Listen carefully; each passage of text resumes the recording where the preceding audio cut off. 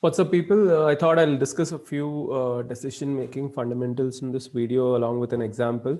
The thing with decision-making is that, I mean, people who have given CAT would know, who have attempted CAT would know a thing or two about critical reasoning. Decision-making, to a large part, is like critical reasoning.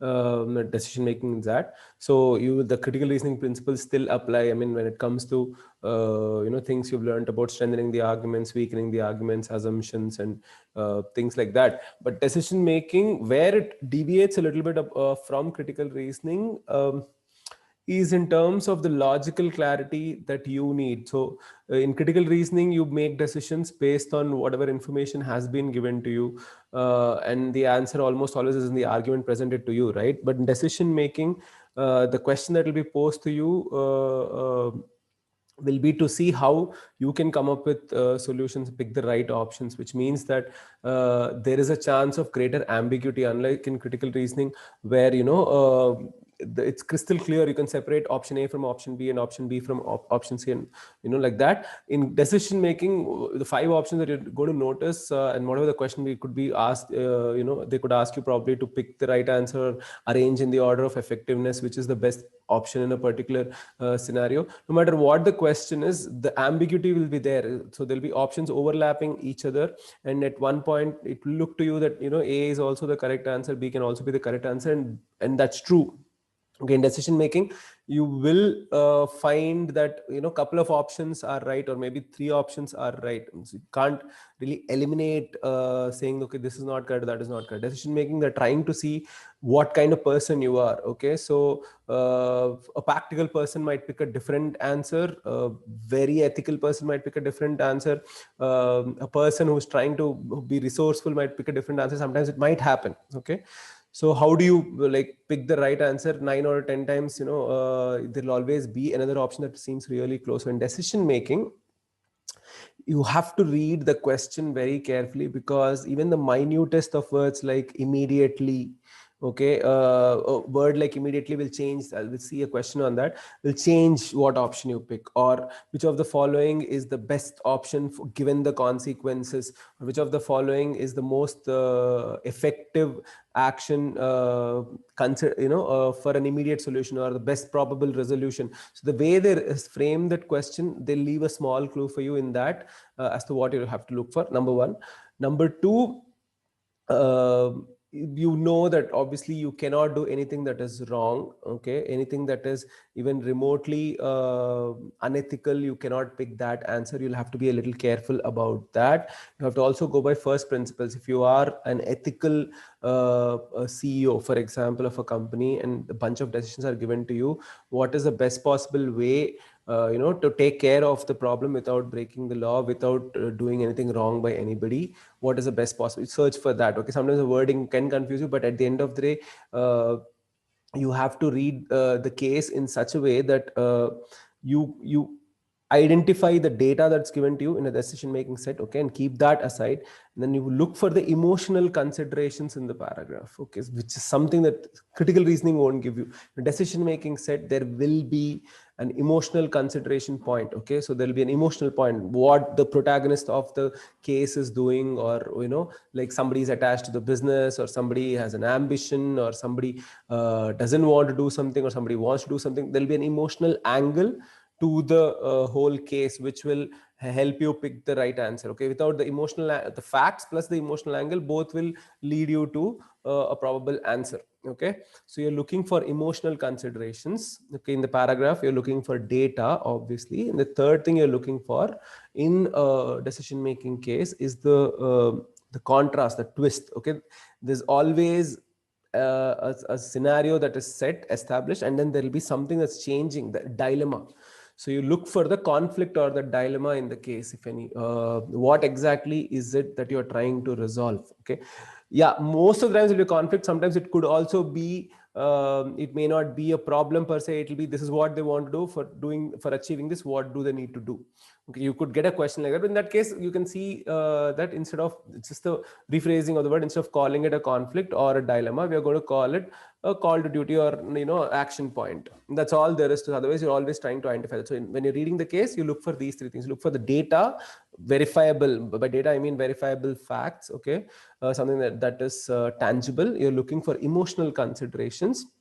And then you are emotional considerations from the perspective of the protagonist of the case. Okay, somebody is going to make the decision, right? You can see that from the question. The question will tell you who's going to make a decision, or from whose perspective you're going to look at it. Even if there are multiple characters, you will have to look at the question and then try to find the point of view of that character. Okay, sometimes that could be difficult too, because you can see 2 or 3 characters in the case that's given to you, and then you probably relate to A, but the question's asking what should B do, and you have to be really careful in scenarios like that. So the point of view is important. So the emotional considerations of the protagonist. And protagonist here is the person about whom the question is, or whose point of view is going to give you the answer. Okay, so anyway, look at this particular case. Thor's Garden is a famous retail chain.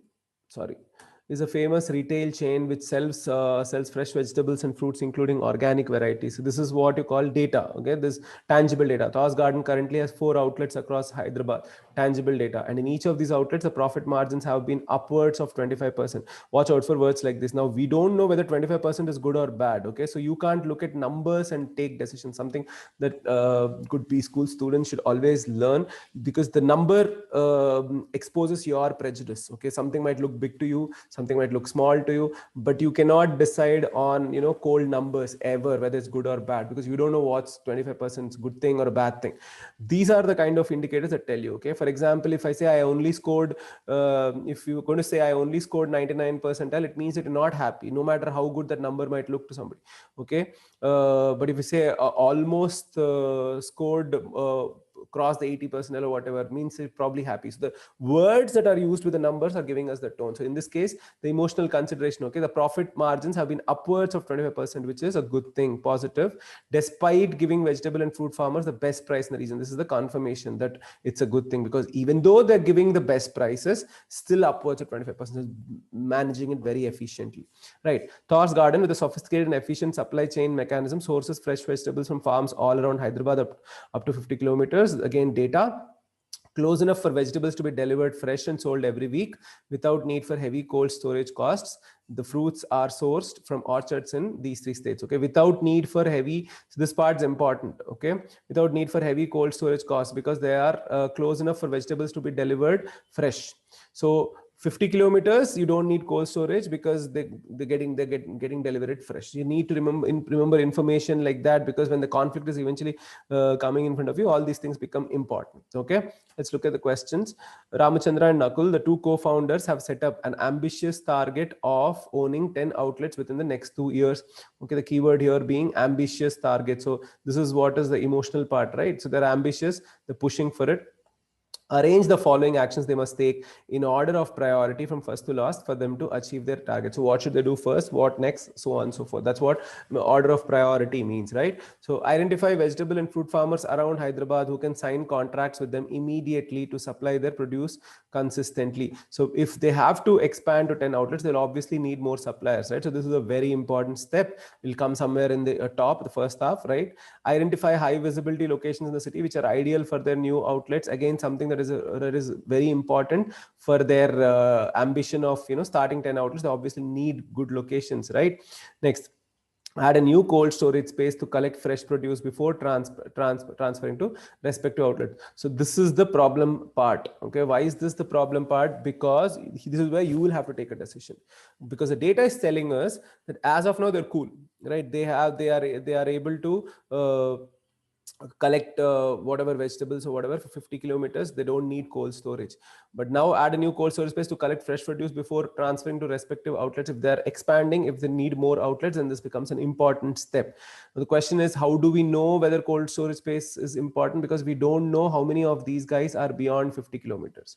So you can't eliminate, and that's the important part. You can't eliminate this or put it somewhere later, because the data tells you that as of now they're okay. This is for achieving their ambition, right? So keep this this aside, the reason I'm pointing this out here is because you shouldn't be prejudiced against it and say, hey, that said cold storage space is not important, so we'll put it right at the end. Okay, be careful. Assist farmers, they already have contracts with the technology and high efficiency practices to gradually increase their produce. Now you look at this part, okay, to gradually increase their produce. So we don't know how much time it will take for the technology and high efficiency practices to show fruit or bear fruit or show the results. What these guys have are, what they need is something that's giving them enough produce for running 10 outlets in the next 2 years. So you compare 1 and 4. Okay, 1 gives them immediate supply, 4 on the other hand delays them a little bit. We don't know how much because it's a gradual process, right, before the farmers get used to technology and high efficiency practice again are not something you can implement overnight. Next, identify agricultural lands close to the city they can acquire lease for in the name of Thor's garden to have their own consistent supply of vegetables. So this is again what, so now if you remember, if you check this out, you'll see that these two are long-term planning to actually keep 10 outlets running. These 3 are immediately what I need to do to be able to even push towards a greater number of outlets. So you're dividing the options into 2 different parts, right? Now, if you are, again, this, you obviously see a different case. What is it that you need to pick from here? What exactly should be the way in which you approach it? Right? The questions here, the conflict or the point of action is, I need to open these many outlets and I'm ambitious, which means that you know that I want to do it fast. It's difficult to have that many outlets, but I want to still push for it. So if I'm pushing for it, I need to solve as many problems as quickly as possible. So I need the outlets, which is what justifies number 2. I need somebody to supply those vegetables or whatever. That's why I need 1. And if I'm pushing for too many, if I have too many farmers, too many people supplying it, I need cold storage space, isn't it? Because I don't know whether that 50-kilometer area is anyway, if I may have to go to 100 kilometers, or I don't know, probably if I'm getting more vegetables, if I'm opening up to more farmers, I'll probably need some cold storage space to collect fresh produce. You understand the difference?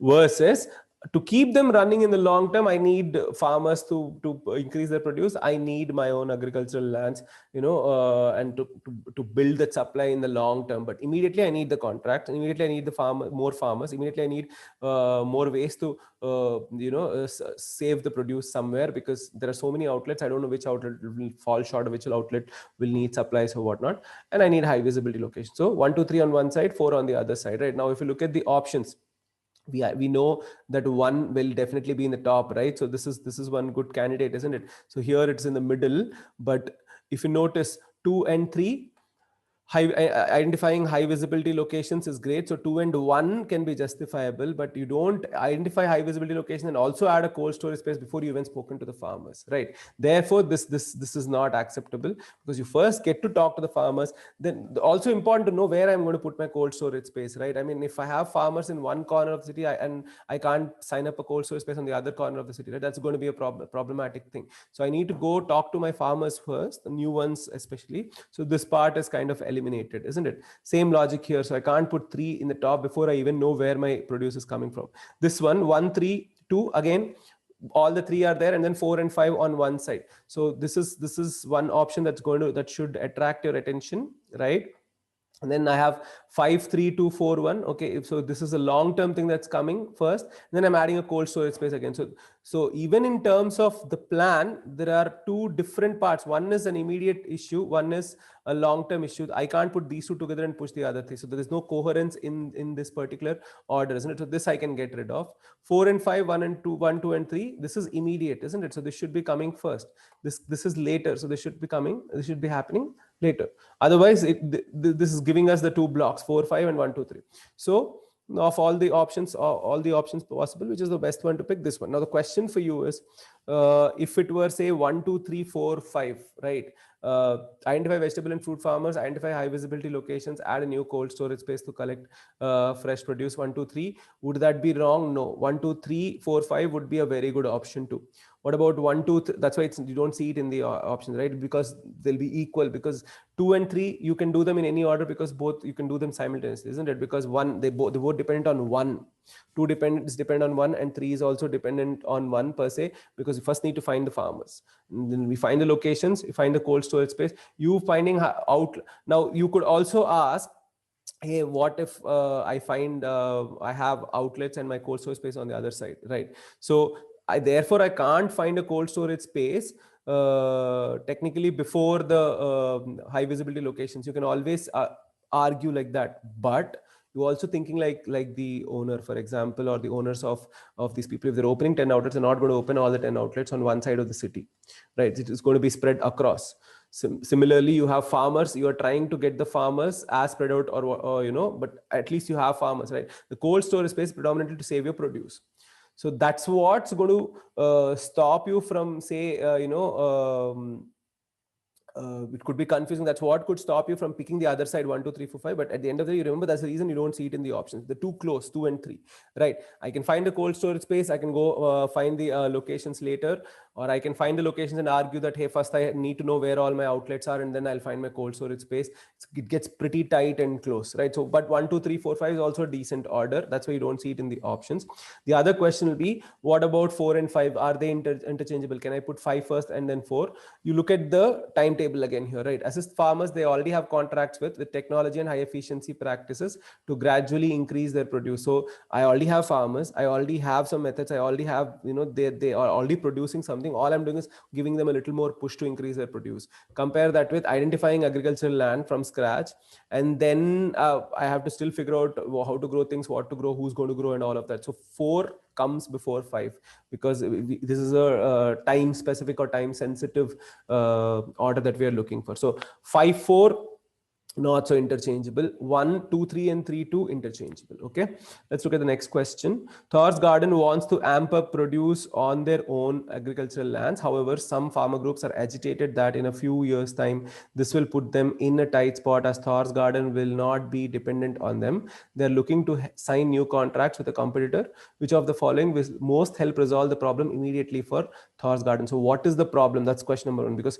we can learn to resolve the problem immediately only if we know what the problem is, right? So the problem is that they're looking to sign new contracts with a competitor. Okay, the question for you that you have to ask is, how am I going to resolve the problem, which is that they are going to sign up with my competitor? I have to figure out some way of them signing up the contracts with me, right? But why are they not renewing my contract or going to the competitor? Because they are worried that in the long term there's no future here, which means that the short term benefit that they are probably getting from me should be able to exceed the long term risk that they have to take by signing up with me, right? Not to mention the fact that obviously I'll have to figure out how to deal with their perception of the long-term risk, thinking that I will not need them or whatever. So now if you look at the options, guarantee them a fixed minimum supply price, no questions asked, for the next 5 years.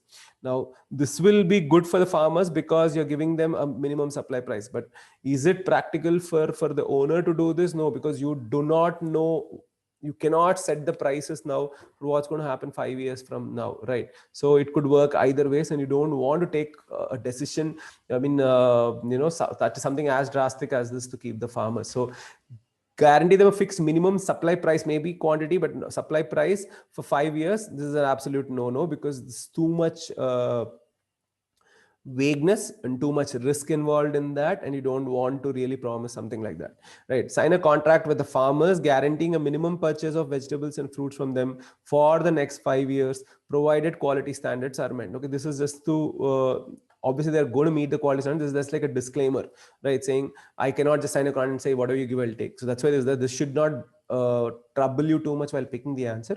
The important part is this: you're guaranteeing a minimum purchase of vegetables and fruits from them for the next 5 years. So quantity, right? So you're guaranteeing them quantity. That's the only difference between A and B. There you're guaranteeing price, here you're guaranteeing quantity. So you're telling them, hey, you don't need to worry, because whatever I'm buying from you now, I'm going to buy this much, this X amount. This will still leave an open door, because it's telling you that they could always come and say, hey, we are signing the new contract there because that's a better deal. Whatever minimum quantity that you're talking about, maybe we don't like that quantity, right? That could always happen. So that's, otherwise there's a decent option. Identify other farmers in the region to supply vegetable and fruit produce to replace the farmer groups that have ended their contracts. This is what you should avoid generally in decision making, which is being confrontational, right? Here you're trying to solve a problem, you're always looking for win-win. So if you're telling, oh, you want to go, I'll find new people, that's never a good idea, for the simple reason that finding other farmers, there's no guarantee. First of all, you may not find. second, you may not be able to get the same terms that you're giving the older farmers. Okay, and probably it will still not be enough produce, right? So you can't let these people go. The problem is, your problem is, and that too immediately, if you have to resolve it, you cannot just get a new bunch of people to replace the old ones. So this again is a no, right? Offer the farmers fixed and attractive salaries for growing vegetables on the agricultural lands leased by Thor's garden. So you're saying, hey, you are worried about me not going, not taking those vegetables. So how about my giving you salaries to work on my own farms? You're basically asking the farmers to become employees. So that is, again, if you notice, not win-win, which is what you're going to look for in situations like these, because it's working out well for you, fair enough, right? But how do you know the farmer wants to give up his land and come work for you, right? You don't know that. So there are assumptions being made here. So you're never picking options in decision making sets where the option does not directly relate to the question being asked, which is this, but has an assumption in the middle. So if the option, only the basis of that assumption answers the question, then it's not a good option, isn't it? Because the option should directly give you the answer. It should not have underlying ifs and buts, which would damage or sabotage the situation.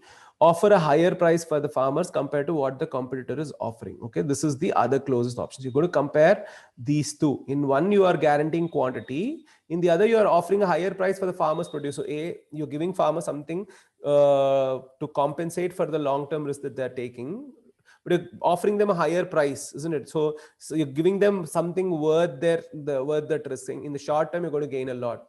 So you're trying to convince the farmers that, hey, fine, you're worried about the future, but as of now, you're getting a lot more money from me than from the competitors. The farmers are not going to say, we'll still not do this.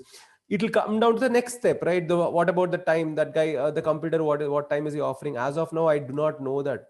If the question, now you should be a little careful here.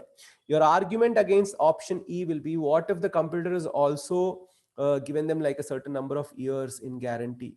You don't know that. So if you don't know that, you don't assume it and eliminate option E. Be careful, because that's the only thing going against E, which is, what if the farmers are getting a good price there and long-term guarantee, but we don't know. All we know is that they're signing up with a competitor. So if you're going to offer, the first step is always to offer more money, right? Because you don't know what are the terms that person is offering. But the farmers could then come and say, hey, we don't need more money, we need the guarantee, or we need these many years in contract or whatever. Then B becomes the answer. You understand the difference? So for now, the answer to this question, because you want to solve the problem immediately, you're going to try E. Okay, let's look at the next question. Thor's Garden is looking to increase profits to assist its expansion drive without diluting its philosophy too much. The core team has brainstormed and come up with some options. Arrange the following in decreasing order of effectiveness. So looking to increase profits, that's the important bit, right?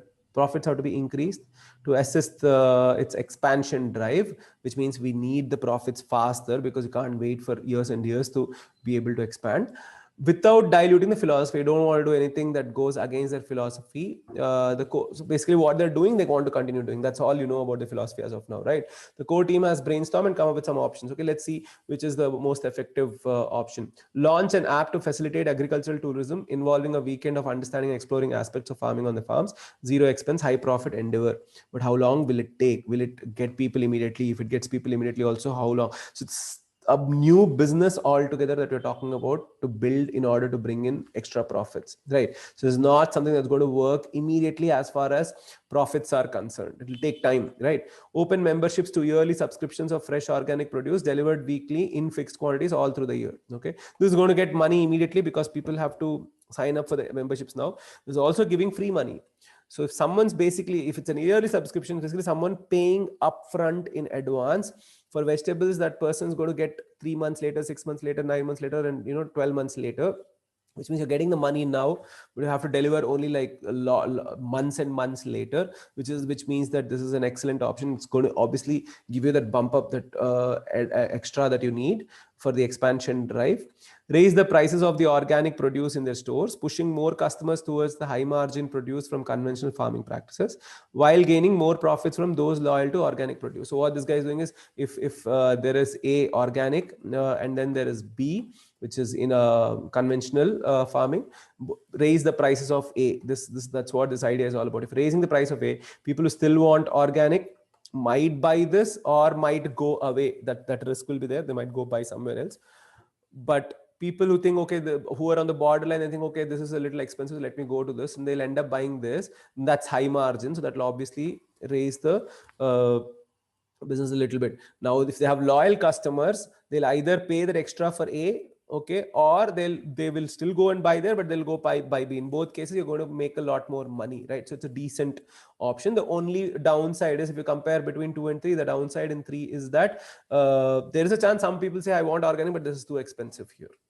That's the only percentage of people you're going to lose. Okay, the people who want to buy, who are buying conventional farming produce, they are not going to really worry that much. And some people will move from A to B, they're not worried too much. People who want to pay a little higher but stick to the same source, they are not going to worry. So you lose only a small portion, but still between 2 and 3, 2 gets immediate money without any risk, right? So, and 2 doesn't have any dependencies. Okay, nothing changes in the way the outlets or the philosophy is functioning. Therefore 2 over 3, but 3 is a good option compared to 1, mind you. Okay, so we need to pick an option where 2 and 3 are coming before 1. Okay, that's sometimes more than enough for you to eliminate the options if you look at it carefully. But if we'll just, for the sake of discussion, we'll go and look at the other options as well. Okay, clear space in Thor's garden outlets by cutting down on volumes of regular vegetables and fruits to make way for high margin exotic offerings. So you're increasing high margin exotic offerings, you're decreasing regular stuff, which is a problem because the outlets are popular. You obviously can assume, not so inaccurately, you can assume that a lot of people come for the regular stuff. So you cannot, for this, you'll obviously get higher profit, but it'll bring down the number of customers you have and don't want to lose some of your customers. So 4 comes later in terms of effectiveness. Offer perks like free delivery and discounts for orders bigger than 500 rupees, which is twice the current average order size. So you're making them double the order size, but you're giving them free delivery and discounts and other perks and whatnot. So which is okay, right? Which is again something that gives immediate benefits, because at least some people would want the free delivery and obviously order more. So 2 and 5 will be together. 2, 5, 3, that part, that chunk, these 3 are what are getting me profits without deviating too much from my philosophy. 1 is a new business idea. 4 is taking away my philosophy and trying to sell something differently. So 4 comes in the end. Okay, so the answer to this particular question will be option C. Okay, hope that made sense to you. I will bring in a few more decision making sets. You can leave your doubts in the comments. But to summarize, this is what you need to do in a decision making set, which is look for the data, look for emotional considerations, look at the question stem very carefully to find that hint. What exactly is the priority that I need to look for? That will be there in the question stem. So use the emotional consideration, use the hint in the question. It'll always come to 2 very close options as always, and it'll be ambiguous in decision making. It's not your fault. 2 answers will look equally correct. And when 2 answers look equally correct, obviously you cannot break obvious rules. You cannot go for a confrontational or over aggressive option. You cannot go for something unethical. You cannot go for something that contradicts the paragraph. But otherwise, when the 2 are close, it comes down to whether you are a practical person, what kind of person you are, because that's what, I mean, XAT's trying to do. They want a certain category of students, obviously, right? And sometimes it'll be too close and you can't do much about it. But you should not be making silly mistakes. You should be looking for the criteria or the clue in the question. You should look for the emotional considerations in the stem. Look for the data. Don't break any rules. Okay, don't let your prejudice affect you. So remember that the option that you're picking should directly answer the question. There should not be any ifs and buts in the option or any extra assumption which will then lead it to the answer being the answer. The question should be directly answered by the option you're picking. The option should not be true just in one case of an assumption that is there in your head. Be very careful about that. Okay, until next time, peace out.